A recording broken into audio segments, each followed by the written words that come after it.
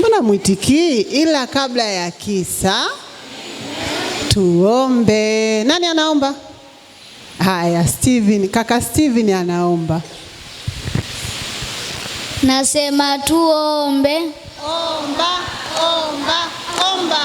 Mtakatifu, mtakatifu, mtakatifu Baba uliye juu mbinguni, tunapoanza kipindi hiki uwe nasi mpaka tukikimaliza, tujifunze, ni katika jina la Yesu, amina. Asante kaka Steven.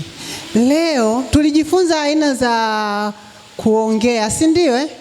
Kuna kuongea kwa hisia na kuongea kwa kufikiri, si ndio? Sasa leo tunakwenda kuongea kwa kufikiri. Hebu sema kuongea kwa kufikiri. Sasa leo nitawapa muda na nyinyi mfikirie. Somo letu lina kichwa, jua kusoma sisi. Sisi tunajua kusoma, shusheni. Watatununulia wazazi, si ndio? Haya. Leo ningependa nizungumzie kisa kidogo cha mtoto Musa. Si tunamjua mtoto Musa? Musa tunajua alizaliwa katika nchi gani vile? Misri, akawekwa kwenye kinini? Kikapu. Sasa sikiliza. Anasema hivi, alizoea kuchunga nini? Kondoo. Kipindi kile kulikuwa na kondoo. Wangapi mnawajua kondoo? Alichunga kondoo, akawa anachunga leo. Kwenye kuchunga kule kuna miba, kuna majani marefu, kuna wanyama wakali, lakini akawa anachunga siku ya kwanza, ya pili, wiki, mpaka miaka mingapi? 40. Alikuwa akifanya nini? Akichunga. Lakini siku moja akakutana na ujumbe na kichaka fulani hivi kinawaka moto. Akatamani kufanya nini? Kukisogelea. Akasema hebu acha niende. Alivyokaribia tu akasikia sauti ikimuita. Sawa? Akaitwa kwa jina lake. Kwa mfano kama wewe unaitwa nani? Frankie. Anaitwa Frankie. Unasikia sauti inakuita Frankie. Si lazima ushangae. Mbona uitiki? Frankie? Naam. Frankie akaitika, naam. Ndivyo ilivyo kwa Musa.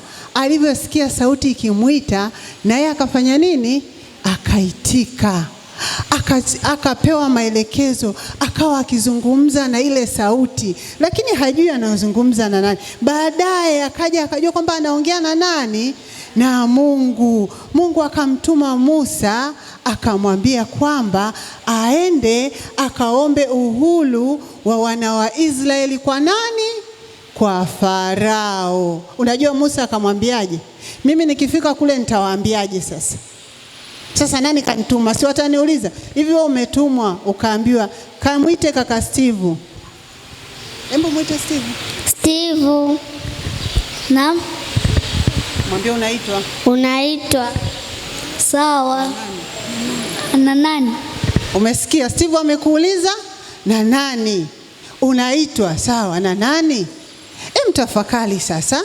Tunakuja kwenye kutafakari. Umetumwa, unaambiwa uende ukawaambia watoto wote wakana waende pale tangamano. Si watakuuliza na nani, si ndio?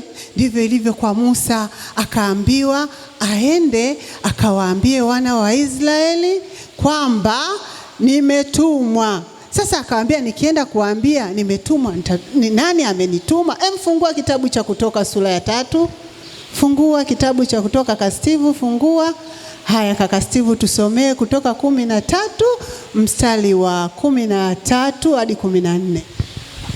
Inasema, Musa akamwambia Mungu, tazama nitakapofika kwa wana Israeli na kuambia, Mungu wa baba zenu amenituma kwenu. Nao wakaniuliza, jina lake ni nani? Niwaambie nini? Mstari wa 14. Mungu akamwambia Musa, mimi niko ambaye niko. Akasema, ndivyo utakavyowaambia wana Israeli, mimi niko, umenituma kwenu. Aha, kumbe jina la Mungu ni nani? Jina la Mungu ni nani? Niko. Aha, hivi unaweza ukawaza, hebu muwaze sasa, tunafikiria sasa, si ndio? Huyu Yesu hivi amekuwepo kweli? Mnaweza mkaniambia huyu Yesu amekuwepo kwa namna gani kwenye maisha yako, kaka Frenki? Ndio. Kwa namna gani? Nani anaweza kaniambia haraka haraka? Wote wameshindwa. Hata hapa tulipo yupo. Mmeona kwamba Yesu alikuwepo kipindi cha Musa, akawaongoza watu gani? Wana wa Israeli. Pia Yesu huyu yupo, alikufa msalabani, akafufuka, na sasa yuko wapi? Mbinguni. Na ndiye Yesu ambaye yupo, amekuwepo daima na sisi. Yesu yupo sasa na anaendelea kuwepo. Mnasemaje watoto wazuri? Jina la nani? La Mungu. Nani anaweza kuniambia sasa jina la Mungu ni nani? Nataka watoto wawili wa haraka haraka. Jina la Mungu ni nani? Kaka Steve. Mimi niko ambaye niko. Mwingine? Mimi niko ambaye niko. Kumbe jina la Mungu niko, na tuko naye hapa. Semeni amina. Amina. Watoto semeni amina. Amina. Kama tunaka nafasi mwalimu, tunaweza tukaimba kawimbo kadogo tu. Haya, nipite kidogo. Naomba nipite rafiki yangu. Burdens are lifted at Calvary.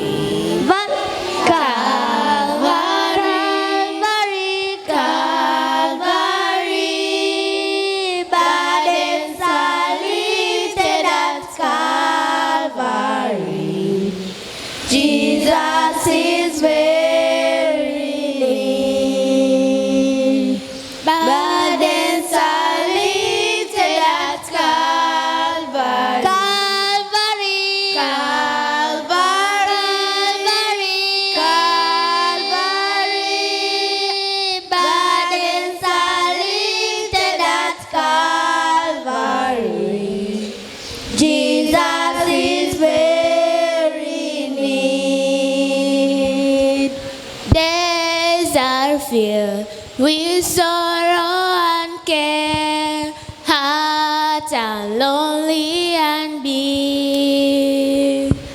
Burdens are lifted at Calvary. Jesus is very near. Burdens are lifted at Calvary.